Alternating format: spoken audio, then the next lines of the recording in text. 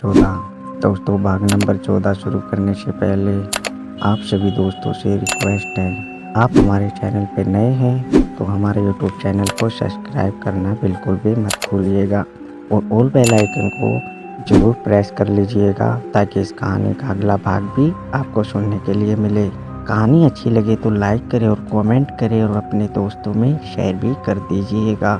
चलिए शुरू करते हैं चुड़ैल के बच्चे का भाग नंबर 14। सुनते रहिए हमारे साथ। दोनों ही गार्डन में इधर उधर घूम रहे हैं कि तभी अनीस कुछ गुलाब के फूल तोड़ता है और उसकी पत्तियां तोड़कर पूजा के ऊपर बिखेर देता है और अब कुछ फूल उसके बहुत प्यार से देता है।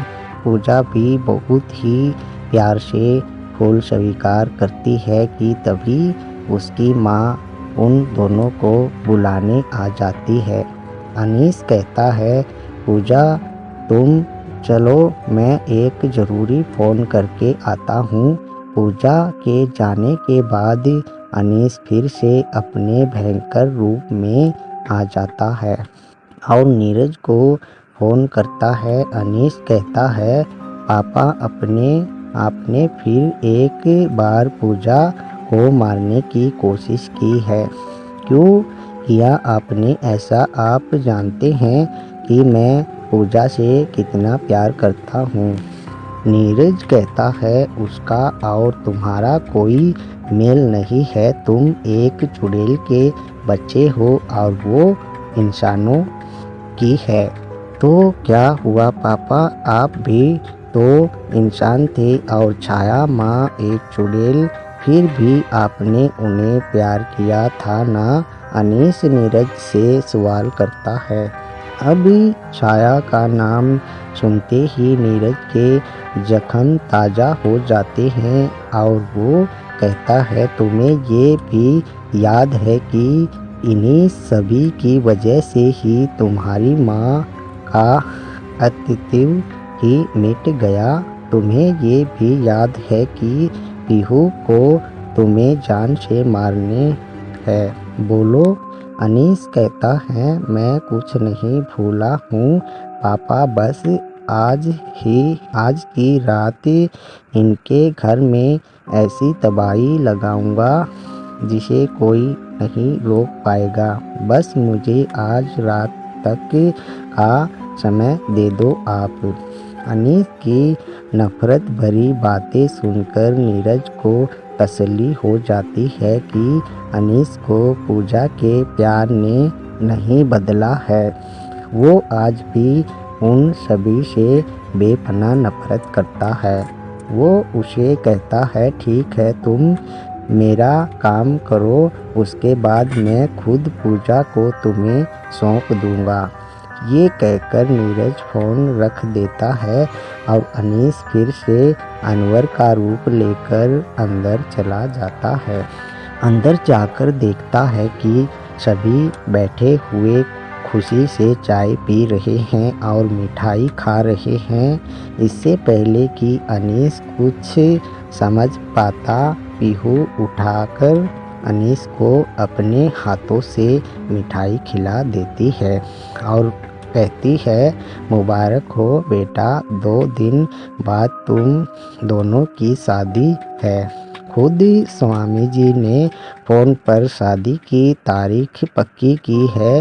अनीस ये बात सुनकर बहुत प्रसन्न हो जाता है और पीहू के हाथ से मिठाई खाकर उसके पैर छूता है। फिर पीहू उसे गले से लगा लेती है और सभी उन्हें देखकर बहुत खुश हो जाते हैं।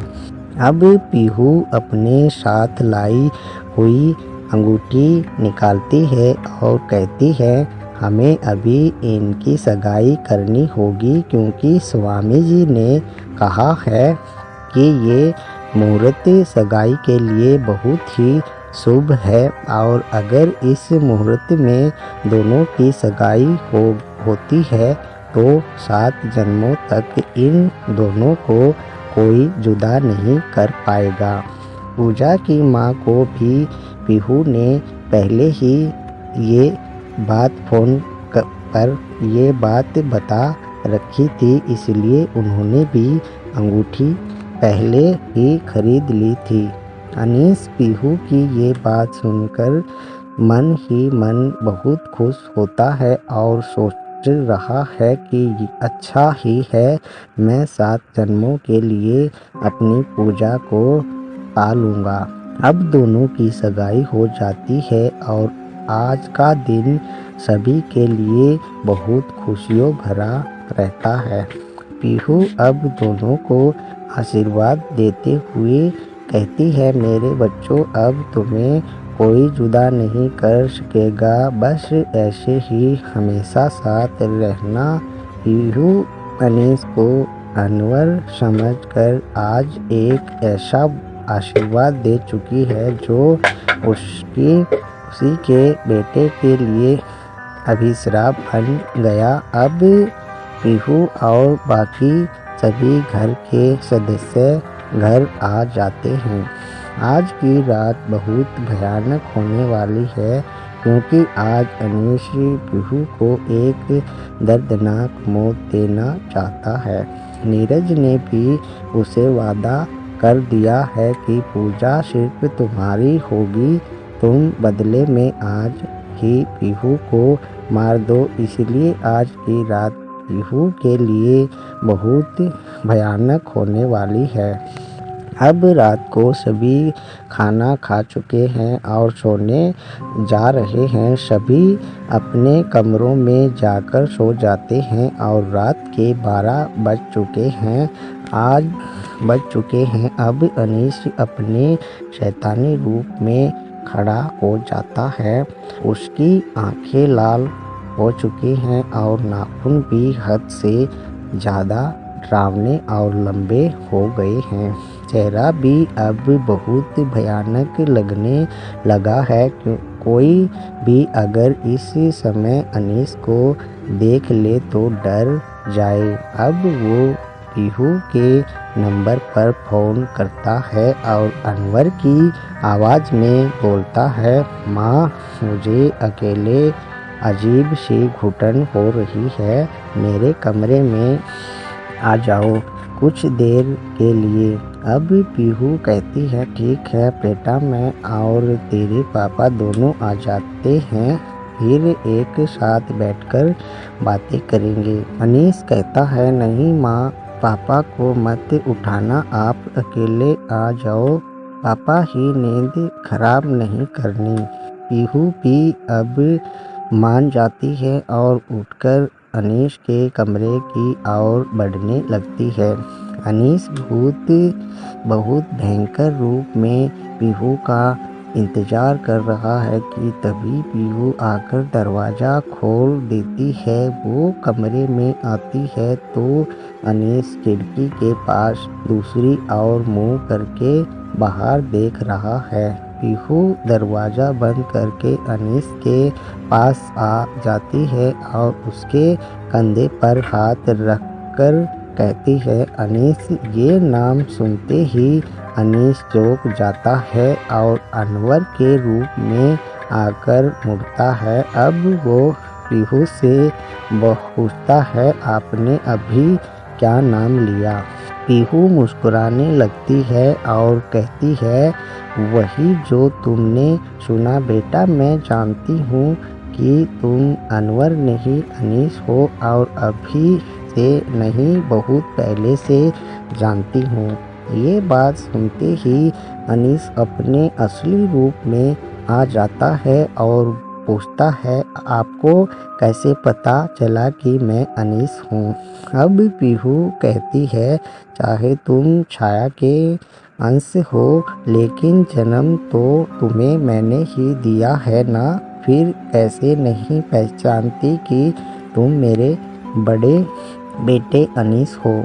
अनीस अभी भी नफरत से भरा हुआ है और पूछता है, अगर इतना ही प्यार था कि मुझे हर रूप में पहचान सकती हो तो क्यों मुझे बचपन में ही छोड़ दिया था। पीहू की भी अब आंखें भर आती हैं और कहती है, अनीश तुम छाया के अंश थे। जब पैदा हुए तो इतने भयानक रूप में थे कि मैं डर गई। आखिर हूँ तो एक इंसान ही। मैं माहौल भी बहुत डरावना था। इससे पहले कि मैं कुछ समझ पाती नीरज तुम्हारे पिता तुम्हें लेकर भाग गए। बस यही सारी बात थी जो तुम्हें सच्चाई से बता रही हूँ। आज तुमने मुझे जान से मारने के लिए बुलाया है ये भी जानती हूँ। तुम चाहो तो आज मार सकते हो मुझे, मैं उफ तक नहीं करूँगी। अनीस नफरत और प्यार की मिलीजुली भावनाओं से जूझ रहा था। उसे कुछ नहीं पता था कि वो क्या करे। वो आज पहली बार कुछ भी सोचने और समझने में खुद को असमर्थ समझ महसूस कर रहा था। पीहू भी वही बिना डरे खड़ी रहती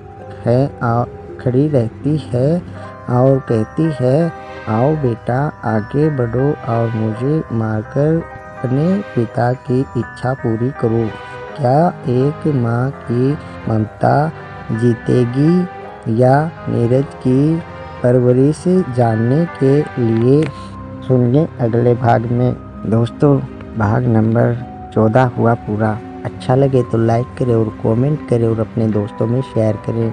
आप हमारे चैनल पे नए हैं तो चैनल को भी सब्सक्राइब जरूर कर लीजिएगा और ऑल बेल आइकन को भी प्रेस जरूर कर लीजिएगा ताकि इस कहानी का अगला भाग भी आपको सुनने के लिए मिले।